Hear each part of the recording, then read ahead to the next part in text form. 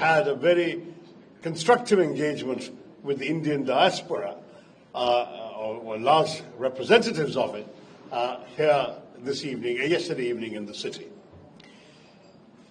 I was very struck when our Vice Minister mentioned that the message, the motto, the national motto of Panama is Pro Mundi Beneficio, which translates to for the benefit of the world.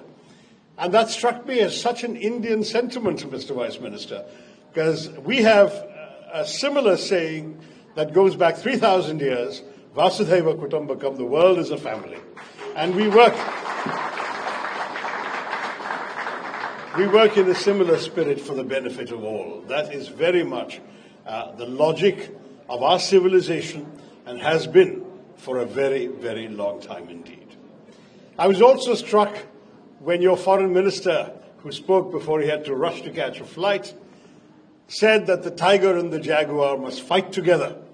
And indeed, we were very gratified by the sympathy and understanding shown for India's position on this issue that our ambassador has highlighted for you all today, the question of zero tolerance against terrorism, and the ringing endorsement that all of you have given us for our fight against terror. We stand with the jaguar, we stand together with you as tigers. This morning, my colleagues and I went to the University of Panama, where we had an opportunity to offer floral tribute to the statue of Mahatma Gandhi, the bust of Mahatma Gandhi on the university campus.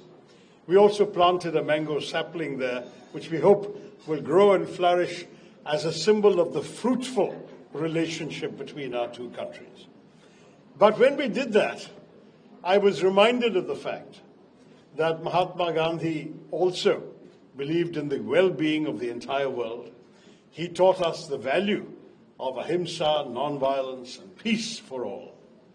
But he also taught us, in his brave leadership of our struggle for freedom, that we must always stand up for our rights.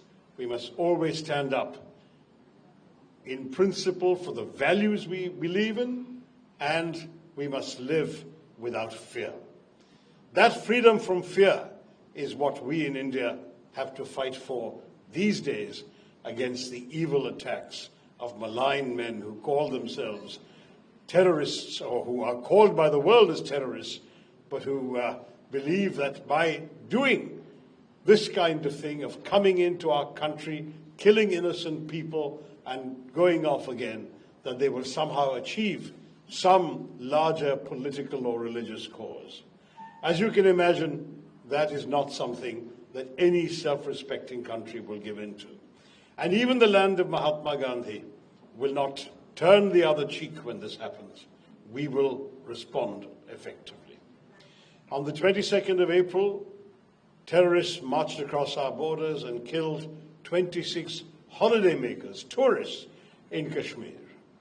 And when this happened, India and the world recoiled in horror. We are grateful for Panama's immediate condemnation on that very day of what happened. But when for 2 weeks nothing had been done by the country that had offered them safe haven to apprehend them or proceed against them and the basis from which they have emerged, India decided to act. And on the 7th of May, we struck 9 sites that were known to be the bases and headquarters of organizations proscribed by the United Nations Sanctions Committee Against Terrorism, and also on the wanted list of the United States terror designated list. And we struck them with great precision and calibration, taking care to do so late at night, 1:05 to 1:30 in the morning at night, in order to ensure there would not be civilians around who might suffer any collateral damage. And we hit with great precision only the very targets we had aimed at, sometimes a very precise building within a terrorist compound that's much larger. And we sent a signal to the Pakistan government. We have not targeted or hit any government sites, any military sites, any civilian sites. We have only targeted known bases of the headquarters of the terrorists. And with this message, we hoped that Pakistan would understand that we were standing up in our own self-defense. Sadly, they chose to retaliate with an indiscriminate barrage of artillery shells that killed 19 people, hit a Sikh temple, a Gurudwara, hit a convent of the nuns of the Carmelites of Mother Mary, hit the homes and vehicles of ordinary civilians, killed 19 people, and drove 59 to hospital. It was then that India retaliated hard.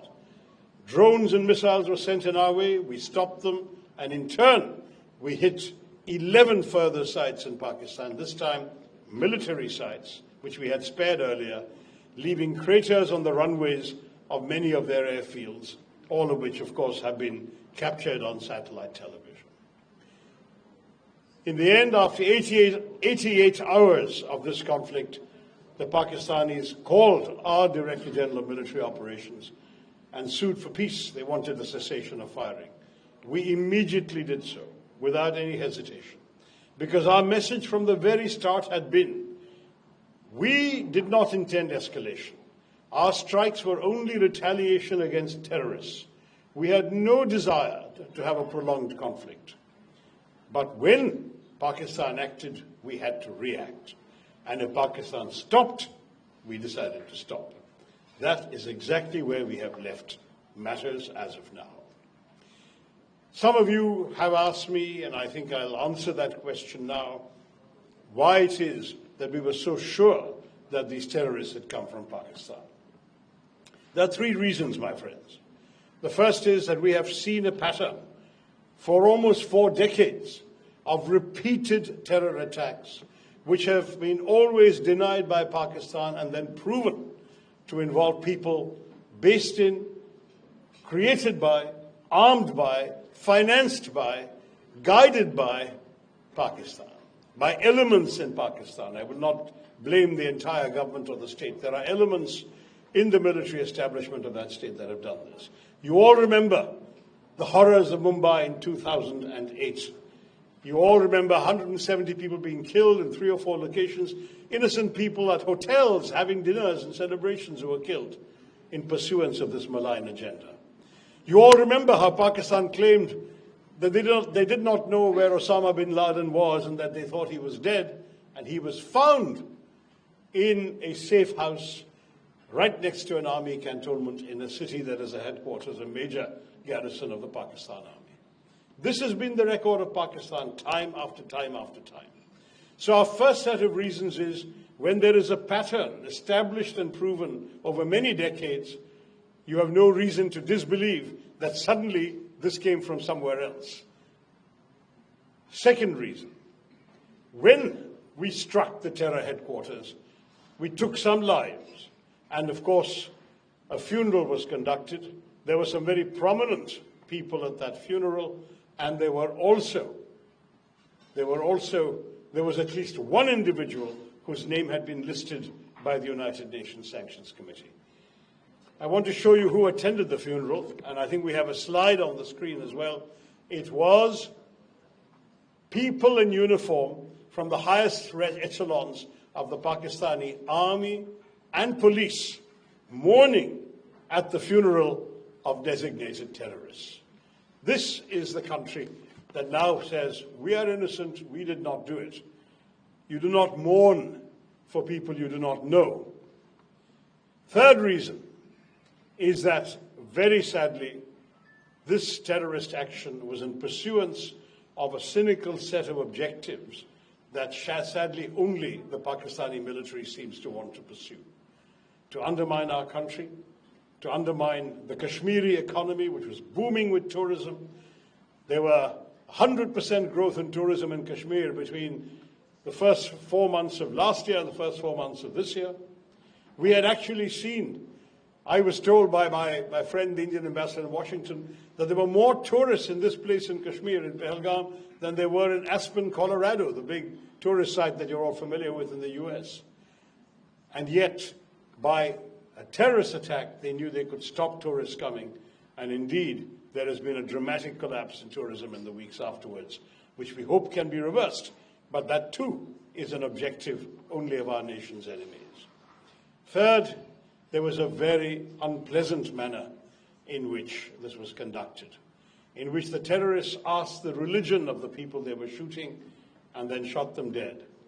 They did so for very, very dangerous purposes, not just in pursuance of their own bigoted agenda, their own fanatic belief in their faith, but also in order to provoke a backlash in our country against our co-citizens of that faith, in order perhaps to divide our country in irreparable ways. I'm proud to say India did not fall for that bait. Indians stood united, Hindu and Muslim alike, and indeed people of all other religions, stayed together in our country, united against terrorism. My delegation's presence here is proof of that. We represent the 7 of the MPs who have come. We represent 5 political parties. We come from every different part. Each one of us comes from a different state, a different part of our country. But we are united in this one message, that the nation stands with one heartbeat to say to the entire world, we have had enough. We will not take any more. We wanted you to understand that we have been patient. We have tried every other means. We have offered cooperation with investigations. We've even invited the Pakistanis to come and cooperate. We've given the world lots of proof of things like the Mumbai attack. Now the time has come that we must act ourselves, because nothing else has worked. Nothing else has stopped these people. There's been no prosecution, no conviction of any of these terrorists. And we believe that when Panama joined in the United Nations Security Council statement that said it is not just enough to catch the perpetrators of such crimes, but one must also hold accountable the countries that provide them safe haven and support and finance, I think the message should have gone very, very clearly to our neighbor that that is a message the world stands behind. I want once again to thank the government and people of Panama for the support and understanding they have shown us. We stand with them in their needs. I was very pleased when both the Foreign Minister and the Vice Foreign Minister spoke about the opportunities for close cooperation between our two countries in the economic development of Panama. As investors come from our country, I'm sure you will see a lot more Indian faces at future receptions by my good friend, the ambassador. We have tried very much to give Panama the importance it rightly deserves. And today, as a member of the Security Council, you stand proudly for the forces of peace and security around the world. We thank you, Carlos Hoyos, and your colleagues for all the support you've shown us. We thank you all for coming here, and I hope that you will stay on and enjoy some convivial company and conversation at this reception. But I did want to leave you with this message. What has happened cannot be allowed to happen again. If it is attempted again, there will be a firm Indian response, and I seek your understanding in advance if that were to happen again.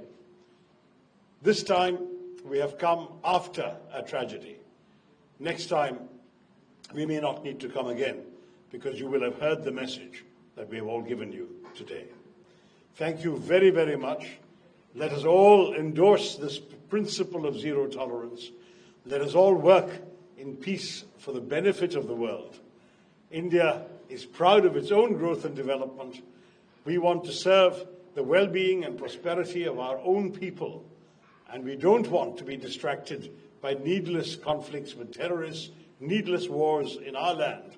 We want, as Mahatma Gandhi taught us, to be a land of peace and progress. But we will do so only when we can live without fear, with pride, with strength, and with friendship and amity for all. Thank you very, very much once again. Jai Hind.